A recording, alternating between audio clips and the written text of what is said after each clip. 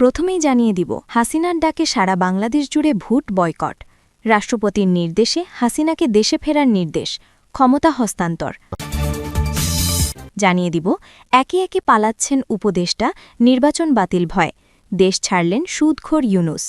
এতক্ষণ শুনছিলেন সংবাদ শিরোনাম, এখন থাকছে বিস্তারিত। তার আগে ভিডিওতে একটি লাইক দিয়ে কমেন্ট করে জানিয়ে দিন আপনি আমাদের ভিডিওটি কোন জেলা থেকে দেখছেন। বাংলাদেশের রাজনীতিতে যেন আবারও শুরু হয়েছে এক নতুন অধ্যায়। টানা অস্থিরতা, নির্বাচন ঘিরে অনিশ্চয়তা, রাজপথে আন্দোলন আর অন্তর্দ্বন্দ্বের ভেতর হঠাৎ করেই ছড়িয়ে পড়েছে চাঞ্চল্যকর গুঞ্জন, শেখ হাসিনার ডাকে সারা দেশে ভোট বয়কটের প্রস্তুতি চলছে। রাষ্ট্রপতির নির্দেশে তাকে দেশে ফেরার আহ্বান জানানো হয়েছে এবং শিগগিরই ক্ষমতা হস্তান্তরের প্রক্রিয়া শুরু হতে পারে। রাজনৈতিক মহলে এই আলোচনা এখন শুধু গুঞ্জন নয়, বরং উত্তপ্ত বিতর্কের কেন্দ্রে পরিণত হয়েছে। চলমান নির্বাচন ঘিরে বিতর্কের সূত্রপাত অনেক আগেই। বিরোধী দলগুলোর অভিযোগ, এই নির্বাচন অবাধ ও নিরপেক্ষ হবে না। নির্বাচন কমিশনের নিরপেক্ষতা নিয়েও প্রশ্ন উঠেছে। পরিস্থিতি এমন পর্যায়ে পৌঁছেছে যে রাজপথে আন্দোলন, অবরোধ আর পাল্টাপাল্টি কর্মসূচিতে রাজধানীসহ বিভিন্ন শহর কার্যত অচল হয়ে পড়ছে। এই প্রেক্ষাপটে শেখ হাসিনার নামে ছড়িয়ে পড়া ভোট বয়কটের ডাক রাজনীতির উত্তাপে নতুন মাত্রা যোগ করেছে। আওয়ামী লীগ ও এর অঙ্গসংস্থানের কর্মীদের মধ্যে একটি শক্ত বার্তা ছড়িয়ে পড়েছে, অবৈধ নির্বাচনের বিরুদ্ধে রুখে দাঁড়াতে হবে। দলীয় সূত্রগুলো বলছে, শেখ হাসিনা নির্বাচন ব্যবস্থার বর্তমান কাঠামোকে প্রশ্নবিদ্ধ করে দেশব্যাপী ভোট বয়কটের আহ্বান জানাতে পারেন। এমন ধারণা থেকেই মাঠে উত্তেজনা বাড়ছে। অনেকেই মনে করছেন, এই ডাক বাস্তবে এলে নির্বাচনের গ্রহণযোগ্যতা মারাত্মকভাবে ক্ষতিগ্রস্ত হবে এবং দেশের রাজনীতিতে এক গভীর সংকট তৈরি হবে। এরই মধ্যে রাজনৈতিক অঙ্গনে আরেকটি বিস্ফোরক আলোচনা। রাষ্ট্রপতির নির্দেশে শেখ হাসিনাকে দেশে ফেরার আহ্বান জানানো হয়েছে। এই খবর সত্য মিথ্যা যাই হোক না কেন, এটি সাধারণ মানুষের কৌতূহল যেমন বাড়িয়েছে, তেমনি রাজনৈতিক উত্তেজনাও কয়েক গুণ বাড়িয়েছে। রাষ্ট্রপতি সাংবিধানিক নির্দিষ্ট ক্ষমতার অধিকারী হলেও সরাসরি ক্ষমতা হস্তান্তরের নির্দেশ দেওয়ার বিষয়টি আইনগতভাবে জটিল। তবু রাজনৈতিক বাস্তবতায় অনেক সময় সংবিধানের ব্যাখ্যার বাইরেও সমাধানের পথ খোঁজা হয়, এমন ধারণা থেকেই এই আলোচনা আরও উস্কে উঠেছে। বিশ্লেষকের মতে, যদি রাষ্ট্রের সর্বোচ্চ পর্যায় থেকে সমঝোতার বার্তা আসে এবং একটি অন্তর্বর্তী বা সমঝোতা ভিত্তিক সরকারের পথে হাঁটার উদ্যোগ নেওয়া হয়, তাহলে শেখ হাসিনার দেশে ফেরা একটি বড় রাজনৈতিক ঘটনা হয়ে উঠতে পারে। তার প্রত্যাবর্তন মানেই শুধু একজন নেত্রীর দেশে ফেরা নয়, বরং তা হবে ক্ষমতার ভারসাম্যে বড় রকমের পরিবর্তনের ইঙ্গিত। রাজনীতির মাঠে শেখ হাসিনার উপস্থিতি দলীয় কর্মীদের উজ্জীবিত করবে এবং বিরোধী শিবিরকে নতুন করে কৌশল ভাবতে বাধ্য করবে। ক্ষমতা হস্তান্তরের প্রসঙ্গটি সবচেয়ে সংবেদনশীল। রাজনৈতিক মহলে আলোচনা চলছে, চলমান সংকট থেকে উত্তরণের জন্য একটি জাতীয় সমঝোতা সরকার বা বিশেষ অন্তর্বর্তী কাঠামো গঠনের সম্ভাবনা তৈরি হতে পারে। এই কাঠামোতে ক্ষমতা হস্তান্তর হবে একটি বড় রাজনৈতিক সমঝোতার অংশ হিসেবে। তবে বাস্তবে এটি কতটা সম্ভব তা নির্ভর করছে বিভিন্ন রাজনৈতিক শক্তির সদিচ্ছা, আন্তর্জাতিক চাপ এবং দেশের ভেতরের পরিস্থিতির ওপর। আন্তর্জাতিক অঙ্গনেও বাংলাদেশের রাজনৈতিক পরিস্থিতি গভীরভাবে পর্যবেক্ষণ করা হচ্ছে। কূটনৈতিক মহল মনে করছে, একটি বিতর্কিত নির্বাচন দেশের অর্থনীতি, বৈদেশিক বিনিয়োগ এবং আন্তর্জাতিক সম্পর্কের ওপর নেতিবাচক প্রভাব ফেলতে পারে। সে কারণে শান্তিপূর্ণ সমাধানের জন্য বিভিন্ন পক্ষের মধ্যে নীরব কূটনৈতিক তৎপরতা চলছে, এমন ইঙ্গিতও মিলছে। শেখ হাসিনার দেশে ফেরা এবং ক্ষমতা হস্তান্তরের আলোচনা এই আন্তর্জাতিক প্রেক্ষাপটেও আলাদা গুরুত্ব পাচ্ছে। রাজপথের বাস্তবতায় দেখা যাচ্ছে, আওয়ামী লীগ ও ছাত্রলীগের কর্মীরা নতুন করে সংগঠিত হচ্ছেন। কোথাও কোথাও মিছিল, সমাবেশে ভোট বয়কট স্লোগান উঠছে। অন্যদিকে বিরোধী পক্ষ পাল্টা কর্মসূচির ঘোষণা দিচ্ছে। সাধারণ মানুষ পড়েছেন চরম দ্বিধায়। ভোট দেবেন নাকি পরিস্থিতি দেখে ঘরে বসে থাকবেন? অনেকের আশঙ্কা, সহিংসতা বাড়লে সাধারণ ভোটারদের নিরাপত্তা হুমকির মুখে পড়তে পারে। এই পুরো নাটকীয় পরিস্থিতিতে শেখ হাসিনার সম্ভাব্য প্রত্যাবর্তন যেন রাজনীতির গল্পে এক নতুন মোড়।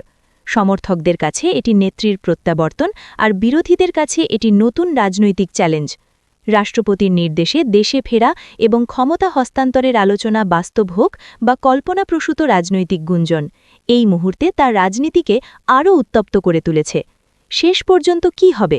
নির্বাচন বাতিল হবে নাকি হবে বিতর্কিত ভোটের মধ্য দিয়ে নতুন অধ্যায়? শেখ হাসিনা দেশে ফিরবেন কিনা, রাষ্ট্রপতির ভূমিকা কতটা কার্যকর হবে, কিংবা ক্ষমতা হস্তান্তরের কোনো পথ আদৌ তৈরি হবে কিনা, এই প্রশ্নগুলোর উত্তর এখনও অজানা। তবে একটাই বিষয় স্পষ্ট, বাংলাদেশ এক গভীর রাজনৈতিক মোড়ের সামনে দাঁড়িয়ে। এই মোড় থেকে কোন পথে দেশ এগোবে তা নির্ভর করছে রাজনৈতিক নেতৃত্বের দূরদর্শিতা, জনগণের চাপ এবং সময়ের বাস্তবতার ওপর। এই সংকট যদি সংলাপ ও সমঝোতার মাধ্যমে সমাধান না হয়, তাহলে সামনে অপেক্ষা করছে আরও বড় অস্থিরতা। আর যদি সত্যি শেখ হাসিনার প্রত্যাবর্তন এবং ক্ষমতার কাঠামোয় পরিবর্তন ঘটে, তাহলে সেটি হবে সাম্প্রতিক সময়ের সবচেয়ে আলোচিত ও নাটকীয় রাজনৈতিক ঘটনা। দেশের রাজনৈতিক অঙ্গনে এই মুহূর্তে যে অস্থিরতা বিরাজ করছে, তা সাম্প্রতিক সময়ের যে কোনো সময়ের তুলনায় বেশি ঘনীভূত।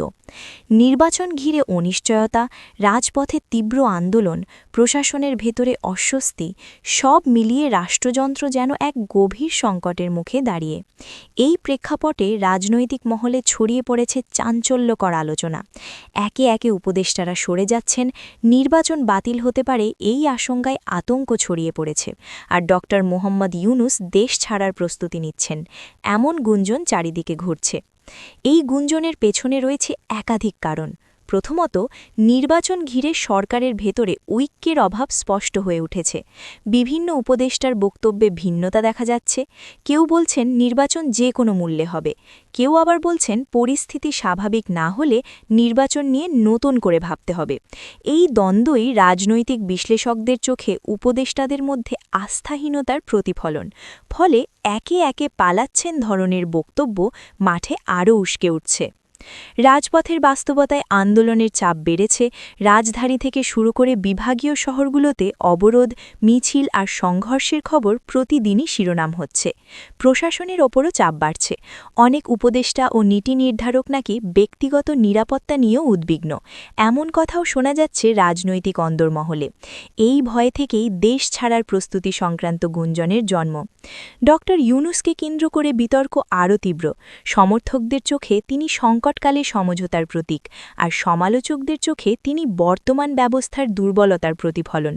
তার বিরুদ্ধে নির্বাচন বাতিলের ভয় পেয়ে দেশ ছাড়বেন, এই বক্তব্য রাজনৈতিক ভাষ্যে উত্তেজনা বাড়ানোর এক কৌশল হিসেবেও দেখা হচ্ছে।